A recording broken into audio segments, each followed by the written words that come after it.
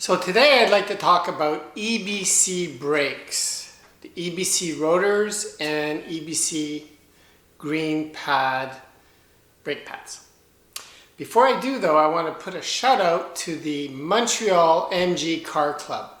70 years, I bought the shirt, 70 years. Can you imagine? I think I was a member back in the late 70s, early 80s when I had my MGB GT. It's a cool shirt, I like the back. And 1952. There's not many clubs, MG clubs anyways, that were around back in 1952.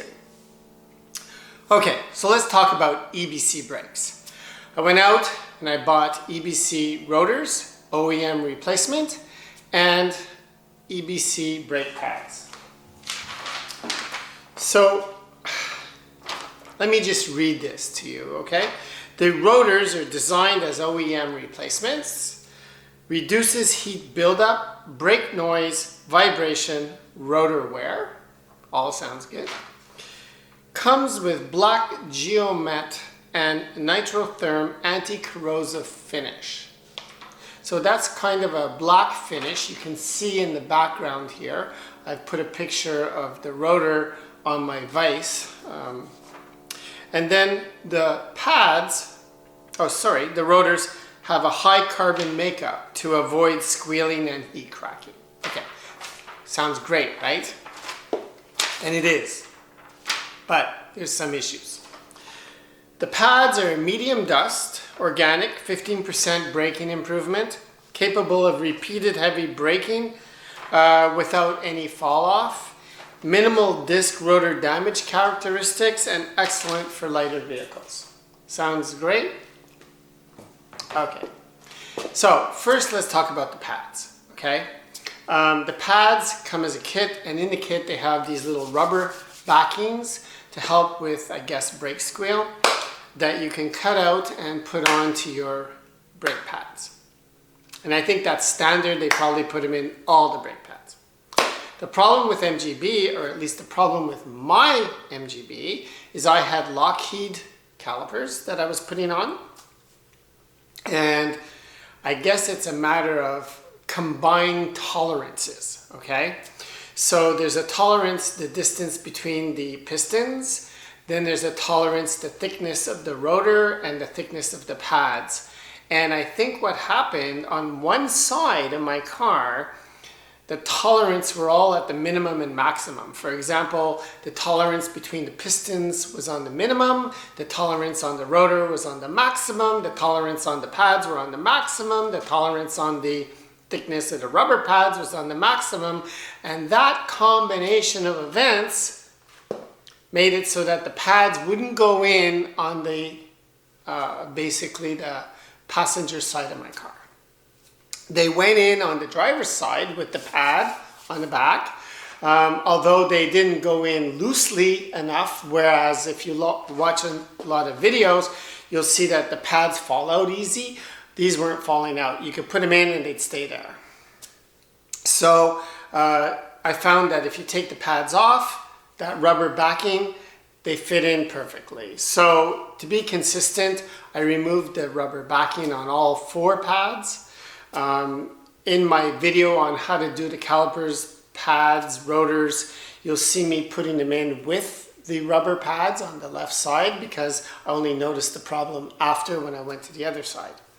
So just so you know, I removed it to be consistent on both sides.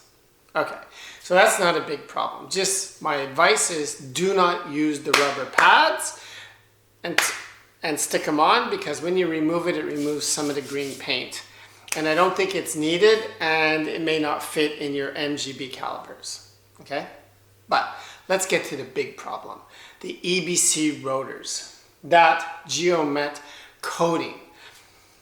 I understand the science. I phoned the company, I asked for tech support, and I said, are you telling me that I just put the rotors on, all black, put on the new pads, and that's it? And they said, yes, the pads have a break-in layer that will clean up the black part where the pads touch. Okay, so that's what I did. But the result is when I got in the car and I started to drive, it was like boom, boom, boom, boom, shaking, okay? It was terrible. I mean, if you had gone to a garage for a brake job and they gave you the car, you would bring it right back. It felt like the whole front end was jumping up and down. And this didn't go away. I went around the block, around the block, around the block, and I was actually afraid to drive it at one point until I was told by a good mechanic friend of mine, Steve, that this is a common complaint with this black geomet, and it's caused by slip or slide and grip, slip and grip, right? So what happens is in the MGB, we don't have the same kind of brakes, I guess, as modern cars maybe.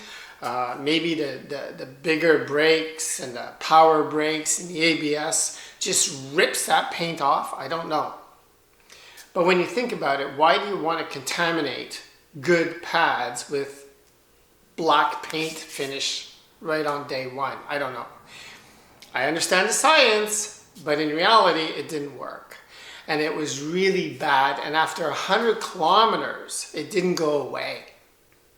If you look at the picture here, you can see how the paint glazed on in parts. So it results in this shaky on the steering wheel plus on the foot of the brake pad, of the brakes. So it's not good. I strongly recommend that you remove it. So now to remove it at this point was very difficult. We used an industrial paint remover varnish because where it had glazed on, it did not want to come off. And I could see it taking miles and miles and miles of continually shaking, vibrating, slipping and gripping to get that stuff off because it had just smoothly glazed onto the rotors. You can see in the picture.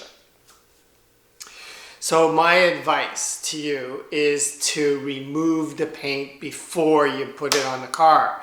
Just where the pads go. Use a paint remover or a varnish or thinner, paint thinner, and remove it from where the pads are. It comes off easy before it's heated up like mine are. The good news is you're gonna friggin' love these brakes. The 15% increase, no way, man. Like, no way. These brakes are like awesome. I mean, remember, I had a squealing problem. So I went through 3 different types of pads. Wagner, Napa, Gold Standard. Nothing came close to these EBC brakes, okay? They're awesome. They give you confidence on the road. I mean, this last weekend, I went for a leaf run with the Montreal MG Car Club, and we were in the Laurentians, up and down hills, up and down. My car just like, you start touching the brakes and she just starts to slow down and you can feel just one more push and the whole front end just bites into that. It just comes to this smooth stop. The power of these brakes are I can't explain it. Like a lot of people go, oh yeah, I cleaned my brakes, I've glazed them, I've this, I've that, and my brakes are wonderful. You gotta try these. These are like incredible. And I've put 600 miles, 600, not 2,000, but 600 miles, and there's no squeal. And I don't suspect there will be, okay?